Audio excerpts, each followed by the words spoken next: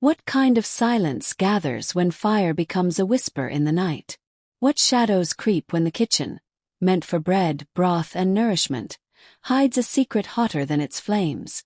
And what happens when the overseers, drunk on their own power, drift into sleep, unaware that the very hands serving them will ignite their doom? Before we continue, make sure you subscribe to this channel, because stories like this are rarely told, and every tale we share uncovers the echoes of the past that history tried to bury. The year was 1841.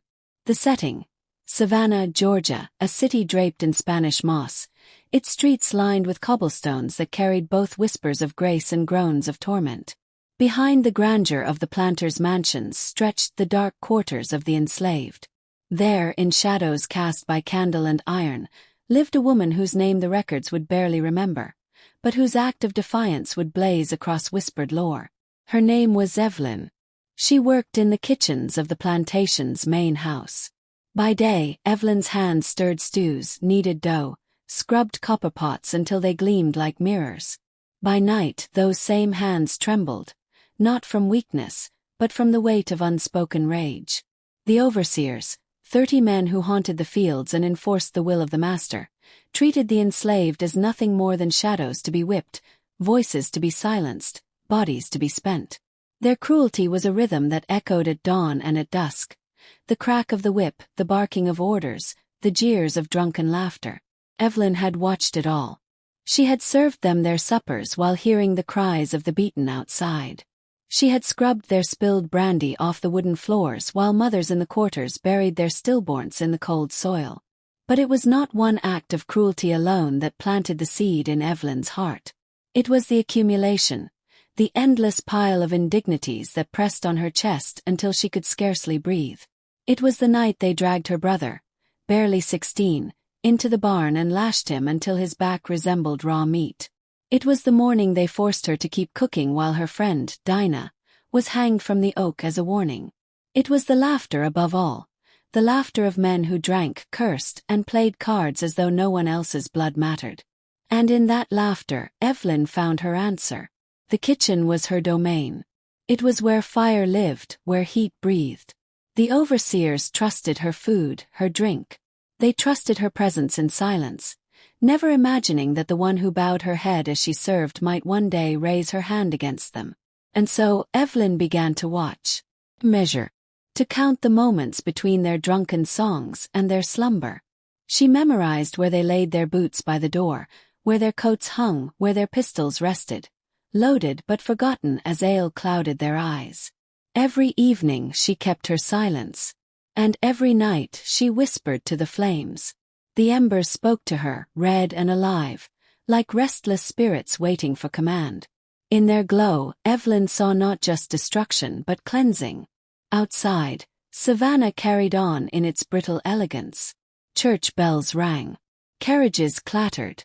Ladies fanned themselves on porches, gossiping about silks and invitations. But in the quarters, whispers spread like a faint wind. They said Evelyn's eyes no longer looked at the ground. They said her steps carried a rhythm not of despair, but of resolve. Some feared her, some prayed for her, and some silently wished her strength. The planters had left the plantation for a gathering in town. The house stood heavy with the drunken bodies of the overseers, their snores rattling like hogs in slumber. Evelyn walked among them, her bare feet gliding across the wooden floors. She had laid out their food earlier, pork, cornbread, beans, and watched them devour it, slopping ale down their chins. Now they were sprawled, their breaths thick with liquor, their chests rising and falling like beasts in a pen. The kitchen was alive. The fire in the hearth licked higher, as if it sensed what was coming. Evelyn's hands trembled not from fear but from certainty. She gathered the tools she had hidden, bundles of cloth soaked in oil, scraps of wood and tinder. The kitchen's flame would no longer serve their hunger. It would serve judgment. She thought of her brother, of Dinah, of every cry that had filled the night, unanswered. She thought of how many mornings she had risen to the sound of whips tearing through flesh, and how many times she had pressed her hands to her ears to block out the sound. Tonight no ears would be spared. Tonight silence would end. Evelyn knelt by the fire. The flames leapt higher, snapping as though they too longed for release. She whispered, not to God, not to the heavens, but to the fire itself. Her words were steady, her eyes unblinking. The flame listened, and then she carried it forward. Into the hallways, into the doorframes, into the spaces where boots lay, where coats hung, where the breath of the sleeping overseers thickened the air. Fire met wood, cloth, and oil. Fire kissed the edges of the room. Slowly, like a secret blooming into truth, the inferno began to spread. The overseers stirred, but only faintly. One muttered in his sleep, rolling over. Another shifted, his ale-soured breath catching in his throat. Evelyn stood in the doorway, the firelight flickering across her face, her shadow stretching tall and unbroken across the floorboards. The house was no longer theirs. It was hers. And the night was just beginning. The blaze rose with a fury no one could have foretold. Flames licked the wooden beams, greedy and relentless, swallowing the house in waves of red and orange. Cries erupted, ragged and panicked, as the overseers staggered from their sleep. Their drunken limbs thrashed against the heat, against smoke so thick it burned the eyes before one could even open them fully. Some tried to reach for their boots, their pistols, their coats. But Evelyn had seen to that. Those tokens of their authority now caught flame, bursting into sparks as soon as desperate fingers brushed them. Others stumbled toward the doors, but she had barred some, wedged them shut with timber, sealing their escape with the same determination that once sealed her silence. Their shouts filled the halls. Orders barked, curses spat, prayers mumbled in choking gasps. They clawed at each other, pushing, fighting, scrambling toward cracks of air. But fire does not distinguish rank or strength. It consumed them all the same. Evelyn did not run. She walked among the inferno, her skin glistening with heat, her eyes unwavering. The fire painted her in its light, her silhouette a moving shadow against the storm of orange. She heard the overseer scream her name once, not as a servant, not as a slave, but as an enemy. It was the first time they had ever spoken her name with fear. By dawn, the house was nothing but a blackened skeleton. 30 overseers who had once ruled with fists and whips now lay in silence, their remains unrecognizable, their power dissolved into ash.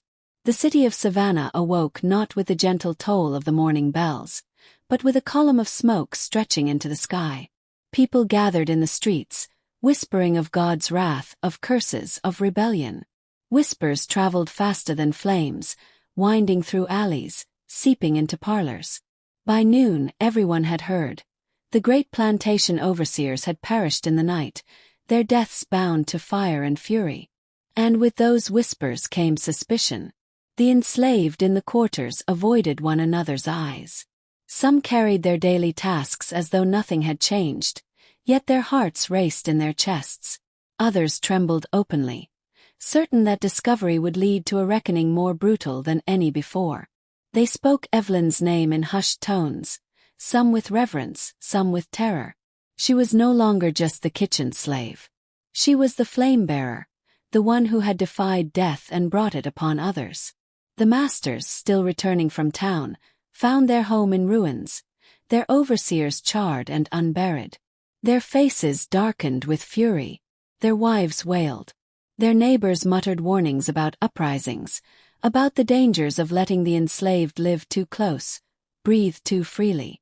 The word vengeance hung on their tongues like poison, and suspicion sharpened their eyes. The investigation began not with questions, but with whips.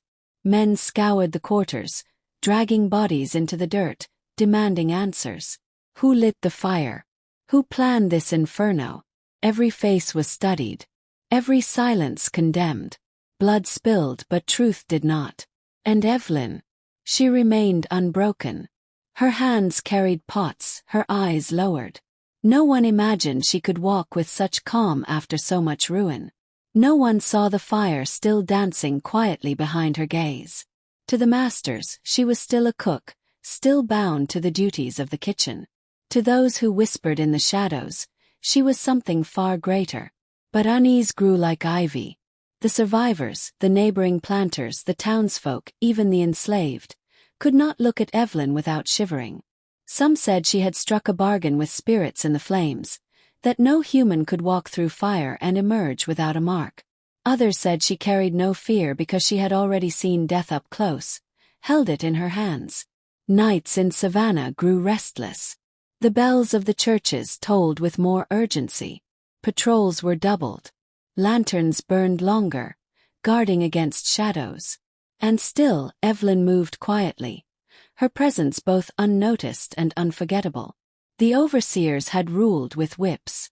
Now their absence left the fields quieter, the skies less pierced by screams. Yet that quiet was uneasy, fragile, as though everyone knew the silence belonged not to peace but to Evelyn's shadow. One evening a neighbor's wife, trembling as she passed the ruins of the burned house, whispered to her companion, "That kitchen girl walks like a ghost now. As if she's not one of us, not one of them, something else." Her words spread like kindling. Evelyn was no longer Evelyn alone. She was legend, spoken of in fragments. The kitchen slave, the firewoman, the Inferno's daughter. Still, the masters searched for certainty. They called meetings, drafted rules, debated punishments. None could prove Evelyn's hand, yet none could ignore the way her eyes reflected flame when the hearth crackled. Suspicion grew. Fear thickened. And beneath it all, Evelyn waited. Silent, patient, knowing that fire does not burn only once. The story was not yet finished. The night had only spoken its first word. The fire had spoken. Its voice was the roar of 1,000 devils, its tongue a sweep of crimson flame that licked across beams, rafters, and human flesh alike. By the time the last overseer awoke to the scent of his own burning hair, the house had already become a tomb. Screams rose only to be drowned by collapsing timbers, by walls coughing sparks into the black sky. The sound was not of men dying, it was of power reversing, of years of cruelty erupting into one unholy hymn of vengeance. From outside the kitchen windows, neighbors, field hands, and those dragged from sleep by the orange glow could only watch. The great house of Savannah, once so arrogant in its stance, folded inward upon itself as though bowing before some ancient judgment. The overseers' voices shrank to moans, then whispers, then nothing. And in the stillness left behind, she was gone. The kitchen slave who had fed them, who had watched their shadows pass across her walls for years, who had stitched their coats, scrubbed their boots, and held her silence. She had vanished into the storm of embers as though the fire itself had swallowed her. Some swore they saw her walking calmly through the smoke, her white apron trailing behind her like a funeral banner. Others insisted she had slipped into the swamp, where no master's hand could follow. And a few, those who believed fire cleansed all, whispered she had stepped into the very blaze she birthed, unafraid, as though fire had been her home all along. The ruins were ash by dawn. 30 men, overseers feared by all who bent under their lash, were now no more than bone dust scattered among charred timbers. Their wives and children beat their chests, demanding vengeance, crying to heaven for justice. But heaven remained silent, and the earth seemed to smother their pleas beneath the acrid smoke. The community swelled with fear. If one woman with no sword, no musket, no chain of men at her side, could summon such devastation, what of the hundreds, thousands, still bound in shackles across the South? Every shadow in the slave quarters became suspect. Every candle left burning too long was eyed with dread. The whites of Savannah posted guards at night, doubled their patrols, and whispered among themselves of curses, spells, and demons sent to punish them. The enslaved, however, moved differently. Some bowed their heads lower in the daylight, speaking only when commanded, yet their eyes glimmered with something the masters could not name. Others carried the legend in silence, passing it from mouth to mouth when the moon hung high. She did it. She burned them all. Children learned her story not as horror but as hymn. To them she was no slave, she was flame made flesh. And yet no one could name her. Was she Ruth, the quiet one who never lifted her gaze? Was she Dinah, whose hands stirred pots but never trembled? Was she Esther, who had lost 2 children to the overseer's cruelty and never spoken again? Or was she someone else entirely, A woman whose face no one remembered, whose very anonymity allowed her to step into the fire and emerge as myth. The city needed an answer. The governor demanded order. Rewards were posted. Hunters were sent into swamps, dogs set upon trails, and interrogations held under whip and chain. But no body was found, no living fugitive returned, and no name spoken aloud with certainty. The more they searched, the less they found, as though she had dissolved into air itself. What was left was fear and a story. Generations later, children in Savannah would point to the charred foundations hidden beneath creeping vines and whisper that if you stood there on a moonless night, you could still smell the smoke of burning flesh. Some claimed to hear the soft rattle of pots and pans from beneath the earth, as if the kitchen still lived in its eternal labor. Others told of a figure in white, glimpsed just before dawn, walking between ruined stones with her head bowed, apron glowing faintly like the ember of a long-dead fire. Preachers used the tale as warning. Sin breeds sin, and fire consumes all who kindle it. Elders in the quarters, however, retold it as scripture of another kind. The story of a woman who, with no weapon but silence and patience, burned down the pillars of cruelty with her own hands. Did she live? Did she die? The records keep no name, the graves bear no stone. Yet her story survived where the overseers did not. Perhaps she lives only in legend, her face forever hidden, her name buried beneath centuries of whispers. Or perhaps somewhere in the marshes, an old woman once walked free, smoke clinging to her clothes like perfume, her eyes carrying the glow of fire that never dies. And so the tale endures, not of 30 overseers burned alive, not of Savannah's great inferno, but of a nameless kitchen slave whose silence became her weapon, whose labor birthed death, whose fire lingers in every shadow. For legends need no names. They live as long as fear lives. And in Savannah, fear never left.